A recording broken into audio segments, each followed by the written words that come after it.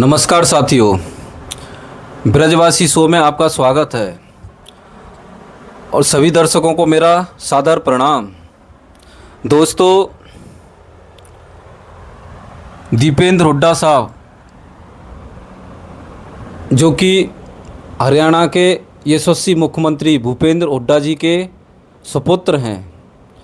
दोस्तों, उन्होंने जो तिहाड़ जेल में एक कांग्रेस के पूर्व सांसद और पूर्व वरिष्ठ नेता जो आजीवन कारावास की सज़ा काट रहे थे, उनका निधन हो गया था, तो उनको श्रद्धांजलि देते समय ये कहा था कि ये हमारे पार्टी के बहुत ही रोल मॉडल, यानी कि उन नेताओं में वो अपनी श्रद्धा रख रहे थे जिन नेताओं पर ये सुप्रीम कोर्ट में आरोप सिद्ध हुआ था कि इन्होंने ही 1984 में निहत्थे सिक्कों का कत्लेआम करवाया था। दोस्तों, दिल्ली की सड़कों पर हजारों की तादाद में, हजारों की संख्या में सिक्कों को ढूंढ ढूंढ कर उनको मारा गया था। उनकी गर्दन में दोस्तों गाड़ियों के टायर, मोटरसाइकिल हो या कार हो या जीप हो, उनके टायरों को रखकर उनके पीछे हाथ बांधकर आग लगा दी गई। इतना बड़ा नरसंहार दिल्ली की सड़कों पर दोस्तों ना कभी हुआ था और मेरे हिसाब से ना कभी होगा। इस प्रकार का नरसंहार करने वाले व्यक्ति को अगर कांग्रेस पार्टी के नेतागण अपना रोल मॉडल बना रहे हैं तो दोस्तों इस मानसिकता को आप क्या ही कह सकते हो। इस प्रकार के व्यक्ति ने, जो सज्जन कुमार हैं, उन पर यह आरोप साबित हुआ है सुप्रीम कोर्ट में कि दिल्ली में जो सिक्कों के ऊपर हमले हुए, सिक्कों की जो हत्याएं की गईं और सिक्कों के ऊपर जो दंगे हुए थे दोस्तों, उसमें सज्जन कुमार जी को और उनके साथ में और भी कांग्रेसी के जो नेतागण थे उनको आरोप सिद्ध हुआ और वो तिहाड़ जेल में दोस्तों आजीवन कारावास की सज़ा काट रहे थे। वहाँ पर उनका निधन हो गया। दोस्तों, इस प्रकार के हत्यारे व्यक्ति के प्रति इतनी शोक संवेदनाएं व्यक्त करना और इस प्रकार के हत्यारे व्यक्ति को अपना रोल मॉडल बनाना, यह किसी भी दल को, किसी भी पार्टी को शोभा नहीं देता है। दोस्तों, कोई भी पार्टी हो, किसी भी पार्टी का कोई नेता हो, अगर उस व्यक्ति ने अपराध किया है, अगर उस व्यक्ति ने किसी समुदाय विशेष को, किसी समाज विशेष के साथ में इस प्रकार का घृणित और आलोचनात्मक, निंदनीय कार्य किया है, तो उस व्यक्ति से तो दोस्तों ऐसे हत्यारों का तो किसी को नाम ही नहीं लेना चाहिए। श्रद्धांजलि की तो बात छोड़ो, उस व्यक्ति का नाम ही नहीं लेना चाहिए। लेकिन दोस्तों क्या करें, ये भारतीय कांग्रेस पार्टी है।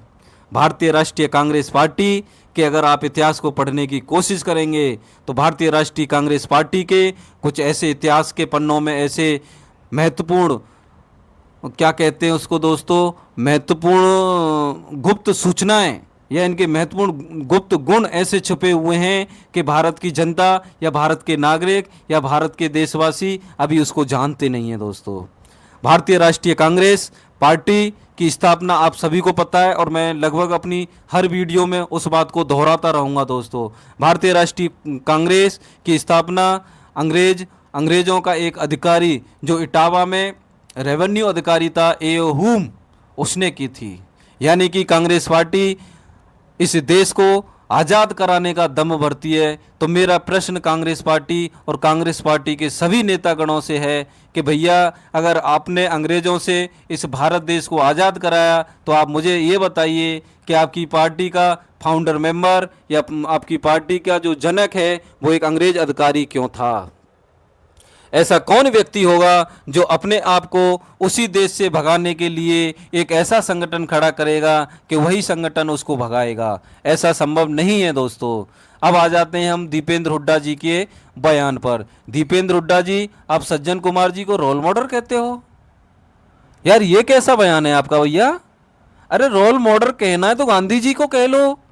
रोल मॉडल अगर आपको कहना है तो भगत सिंह जी को कह लो। रोल मॉडल अगर आपको कहना है तो चलो उनको ना कहें, राजीव जी को कह लो। लेकिन राजीव जी भी इस सज्जन कुमार के जो अपराध था उसमें राजीव गांधी जी का भी एक सामान्य जनसभा को संबोधित करते हुए एक बयान था दोस्तों, और ये बयान पूरे देश में बहुत प्रचलित है। इस देश की पूरी जनता उस बयान को भली भांति समझती है और भली भांति उस बयान की निंदा भी इस देश की जनता ने की है कि राजीव गांधी जी ने एक जनसभा में स्पष्ट शब्दों में कहा था कि जब जब बड़ा पेड़ गिरता है, अब बड़ा पेड़ तो भैया आप सभी भारतवासी हो, बड़ा पेड़ तो भाई मैं तो ये मानता हूँ बरगद का पेड़ है। उन्होंने कहा था कि जब बड़ा पेड़ गिरता है तो धरती हिलती है। तो इस बयान ने कांग्रेसियों को इतना अंदर से जोश उमंग भर दी उनमें दोस्तों कि उन्होंने 1984 सिख दंगे की घटना को अंजाम दे दिया। तो आप एक बात बताइए, क्या इसमें सज्जन कुमार पर जो आरोप साबित हुए, क्या राजीव गांधी जी के उस बयान को इसमें वेश नहीं मान सकता? वेश माना जा सकता है दोस्तों। राजीव गांधी जी, मैं मानता हूँ माननीय प्रधानमंत्री जी इंदिरा गांधी जी के साथ जिसने जो ये विश्वासघात किया वो उनका अंगरक्षक था दोस्तों। एक अंगरक्षक अपने ही नेता की हत्या कर रहा है, उसकी मैं घोर निंदा करता हूँ। ये उसको नहीं करना चाहिए था, लेकिन दोस्तों उस अंगरक्षक को आप फांसी पर लटकाइए। उस अंगरक्षक के साथ देने वाले जितने भी लोग थे उनको सरेआम दिल्ली के कनेट पैलेस पर आप उनको फांसी से भून दीजिए, उन पर आर्मी के टैंक चढ़ा दीजिए, उनका कतरा कतरा बिल्कुल सड़क पर मिला दीजिए। इस देश का कोई भी व्यक्ति, इस देश का कोई भी जिम्मेदार नागरिक आपके उस कृत्य की भी सराहना करेगा जिसने हमारे देश की यशस्वी प्रधानमंत्री इंदिरा गांधी जी को छल से विश्वासघात करके हत्या की थी। लेकिन जब आप पब्लिक पैलेस में जनसभा को संबोधित करती है, इस प्रकार का वक्तव्य देते हैं और आपके वक्तव्य बयान देने के बाद में कांग्रेस के कुछ वरिष्ठ और उस समय के जुझारू नेता पूरी दिल्ली में सिखों को ढूंढ ढूंढ कर उनकी पगड़ी के अपमान करके और उन्हें ढूंढ ढूंढ कर उनकी गर्दन में टाई डालकर जिसको जो कहीं नजर आ रहा है उसकी हत्या कर रहा है, तो इस प्रकार के दंगे को किसी भी सूरत में स्वीकार नहीं किया जाएगा दोस्तों। और ये तो जो सज्जन कुमार जी जो तिहाड़ जेल में इनकी मृत्यु हुई है, सुप्रीम कोर्ट से भैया सत्यापित आरोपी थे, ये अपराधी थे, अपराध किया था इन लोगों ने। सिक्कों को ढूंढ ढूंढ कर दिल्ली की गलियों में इस प्रकार से इन लोगों ने दोस्तों हत्याएं की थी। और मैं तो दोस्तों जब पढ़ता हूँ लिखता हूँ तो मुझे हैरानी होती है पंजाब के पूरे सिख समुदाय पर।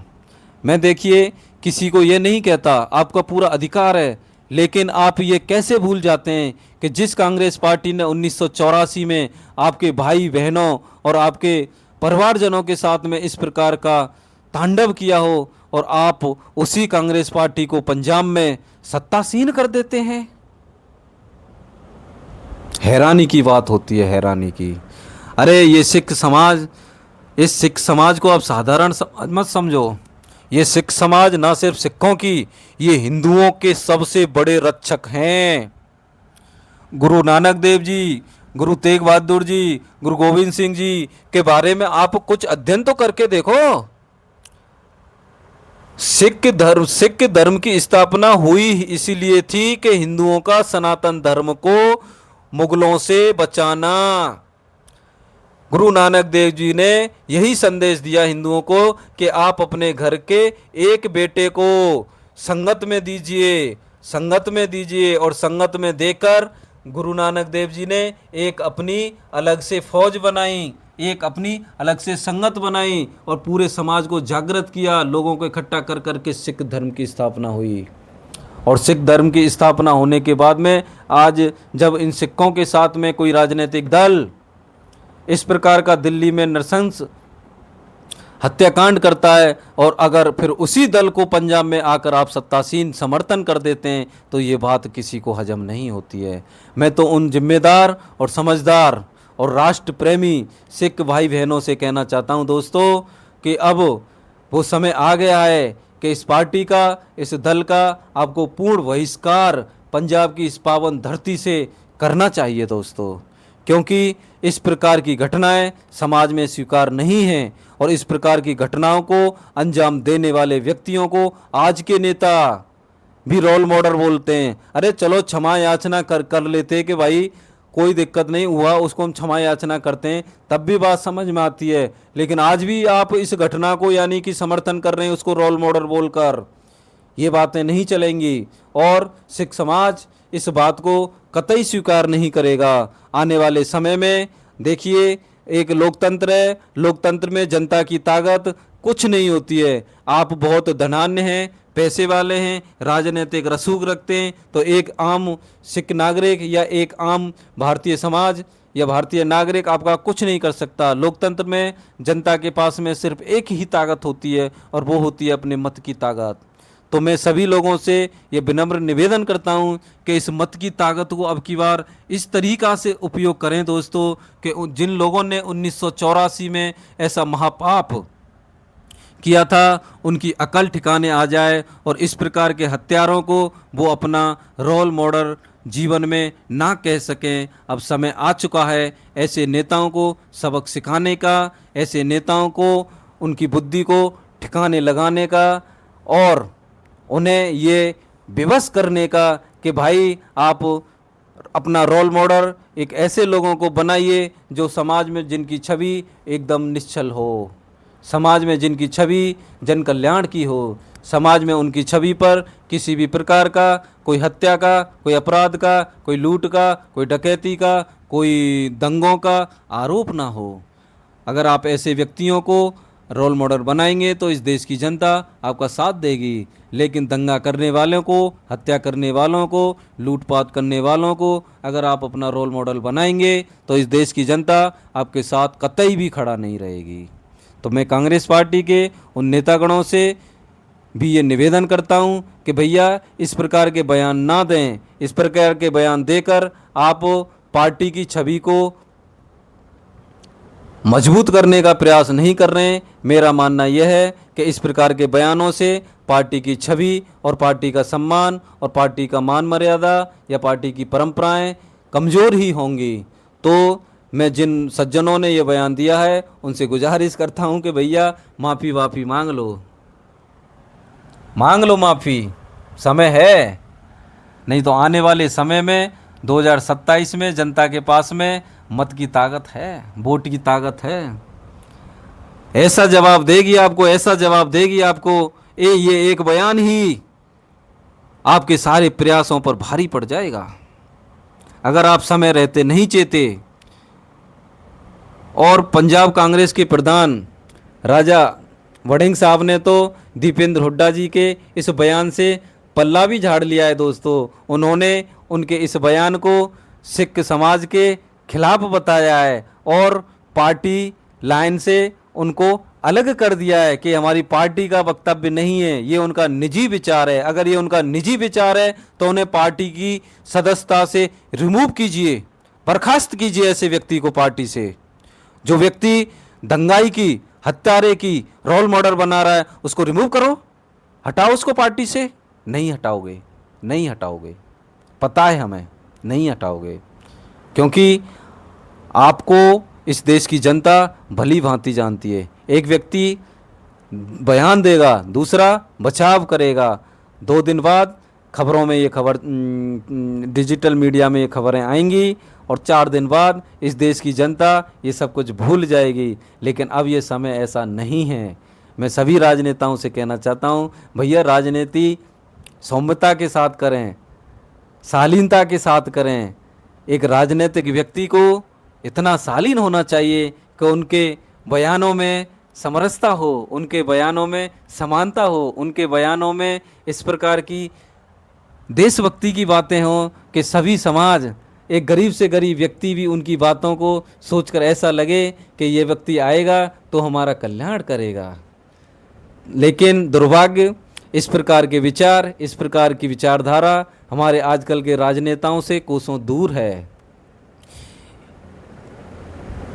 और इन्हीं विचारों को रखते हुए दोस्तों, बस आज के एपिसोड में मैं अपनी वाणी को विराम देता हूं और आपसे निवेदन करता हूं कि इस प्रकार के नेताओं को भली भांति से समझ लें और उनको उचित समय आने पर ज़रूर जवाब दें। ईंट का जवाब पत्थर से, ईंट का जवाब पत्थर से। इन्हीं शब्दों के साथ साथियों मैं अपनी वाणी को विराम देता हूँ। अगर मेरे चर्चा से, मेरे विश्लेषण से आप सहमत हैं तो मेरे चैनल को सब्सक्राइब करें, लाइक करें और दोस्तों अपने साथियों को, अपने रिश्तेदारों को, सगे संबंधियों को, अपने मित्रों के ग्रुपों में शेयर भी करें, ताकि इसी प्रकार की बातों को, इसी प्रकार की खबरों का मैं आपको उचित और सटीक विश्लेषण कर सकूं और आपका ज्ञानवर्धन हो सके और समाज में एक सुखद मैसेज जा सके। जय हिंद दोस्तों, जय श्री राम, जय श्री